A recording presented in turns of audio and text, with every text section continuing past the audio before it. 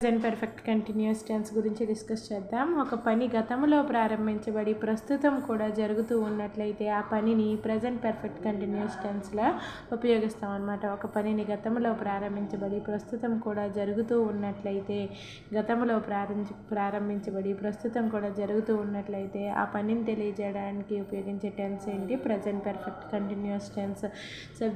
దీని యొక్క స్ట్రక్చర్ ఎలా ఉంటుంది? Present perfect continuous structure tense యొక్క structure subject plus have or has plus been plus verb one ing form plus object రూపంలో ఉంటుంది. Have or has plus been రూపంలో ఉంటుంది అనమాట. Have been plus V1 plus ing form, has been plus V1 plus ing form రూపంలో ఉంటుంది. Examples చూసుకున్నట్లయితే present perfect continuous టెన్స్కి mister Prasad has been teaching English since 2015. They have been living in Vijayawada for 5 years. She has been doing this project work for 1 year. మనకి present perfect continuous టెన్స్ని యొక్క keywords ఏంటి? Since కానీ for కానీ. Since అనేది ఎందుకు ఉపయోగిస్తాం? Point of టైంని తెలియజేయడానికి సిన్స్ని ఉపయోగిస్తాం. ఫర్ అనేది పీరియడ్ ఆఫ్ టైంని తెలియజేయడానికి ఉపయోగిస్తాం. సిన్స్ని పాయింట్ ఆఫ్ టైం తెలియజేయడానికి, ఫర్ని పీరియడ్ ఆఫ్ టైం తెలియజేయడానికి ఉపయోగిస్తాం. ఈ క్రింది వెర్బులను వాటి యొక్క అర్థం దృష్ట్యా ప్రజెంట్ కంటిన్యూస్ టెన్స్ మరియు ప్రజెంట్ పర్ఫెక్ట్ కంటిన్యూస్ టెన్స్లలో ఉపయోగించకూడదు. Verbs of thinking: think, remember, forget, know, understand, imagine, believe, trust లాంటి వెర్బ్స్ని, ఈ పదాలని ప్రజెంట్ కంటిన్యూస్ టెన్స్లో కానీ ప్రజెంట్ పర్ఫెక్ట్ కంటిన్యూస్ టెన్స్లో కానీ ఉపయోగించకూడదు. వెర్బ్స్ ఆఫ్ సెన్సెస్ ఏంటి?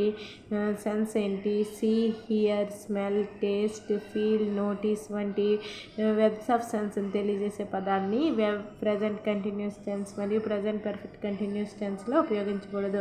Verbs of emotions: love, like, hate, dislike మొదలైన వెర్బ్స్ ఆఫ్ ఎమోషన్స్ని present continuous tense, present perfect continuous టెన్స్లో తెలపకూడదు. మనం లవ్, లైక్, హేట్, డిస్లైక్ మొదలైన వెర్బ్స్ ఆఫ్ ఎమోషన్స్ని. అదేవిధంగా వెర్బ్స్ ఆఫ్ పొజిషన్ని have, has, own, belong, consist, contain మొదలైన వెర్బ్స్ ఆఫ్ పొజిషన్స్ని తెలిపే వాటిని ఈ ప్రజెంట్ కంటిన్యూస్ మరియు ప్రజెంట్ పర్ఫెక్ట్ కంటిన్యూస్లో వాడకూడదు.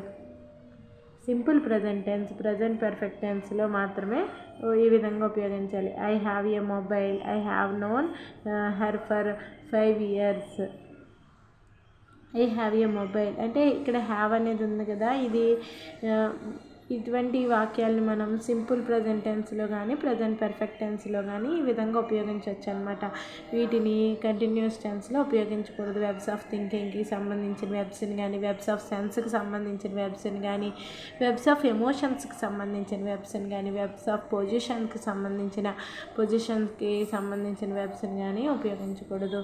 మనకి ప్రజెంట్ పర్ఫెక్ట్ కంటిన్యూస్ టెన్స్ యొక్క నెగిటివ్ ఫామ్ యొక్క స్ట్రక్చర్ ఎలా ఉంటుంది? Subject plus have or has plus not plus been అనమాట. Not plus been, have not been కానీ హ్యాజ్ నాట్ బీన్ కానీ plus verb one ing form plus object రూపంలో ఉంటుంది. Negative సెంటెన్స్కి ఎగ్జాంపుల్ ఏంటి?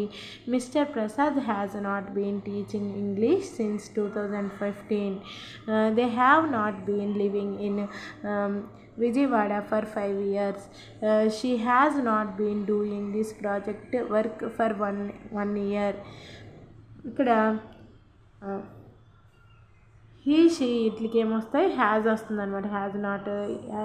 ఐ, వి, యూ దేనికేమో హ్యావ్ వస్తుంది అనమాట. ప్లస్ నాట్ వస్తుంది నెగిటివ్ సెంటెన్స్ కాబట్టి. అదేవిధంగా సిన్స్ని దేనికి వాడతాం అనుకున్నాం? పాయింట్ ఆఫ్ టైం తెలియజేయడానికి. అంటే ఇక్కడ 2015 అనేది పర్టికులర్ ఇయర్ చెప్పారు, ఇక్కడ పీరియడ్ ఆఫ్ టైం చెప్పారు ఫర్ 5 years, ఫర్ 1 year.